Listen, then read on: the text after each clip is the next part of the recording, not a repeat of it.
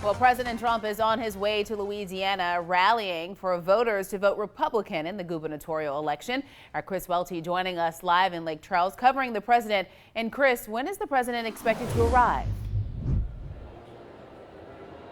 Hey Marcel, President Trump is expected to land around 6 o'clock this evening at Chenal Air Force Base here in Lake Charles, which is just a few miles away from where he'll be speaking here at the Lake Charles Civic Center around 7 o'clock this evening.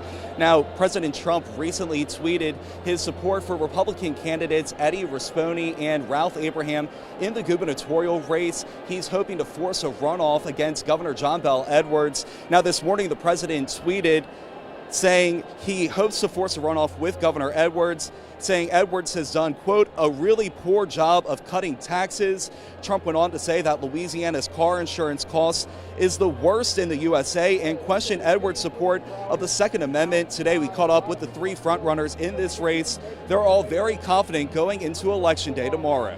His visit will definitely sway voters. What the visit will do is energize not only the base, but those that may be sitting on the fences, the sidelines, saying, do I need to vote? He wants to help the Republican Party, the conservatives, allow him to do that. You know, get our folks out to realize that we can be number one in the South. You know, that's what the message has to be.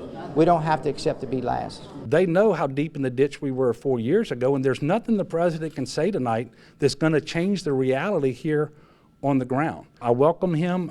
Obviously, I don't know what he's going to say or how it's going to be received.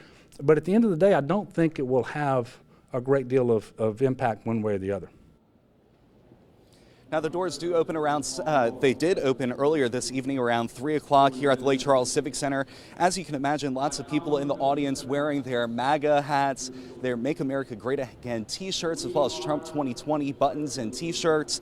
Now, the crowd lined up early this morning to get in. Organizers are expecting the Coliseum to be at capacity for the president's speech. Once again, the president is expected to take to the stage here in Lake Charles at 7 o'clock this evening. Tonight at 6, we hear from all three frontrunners in the gubernatorial race on why they feel so confident going into Election Day tomorrow. Live in Lake Charles covering the president, Chris Welty, KATC TV3.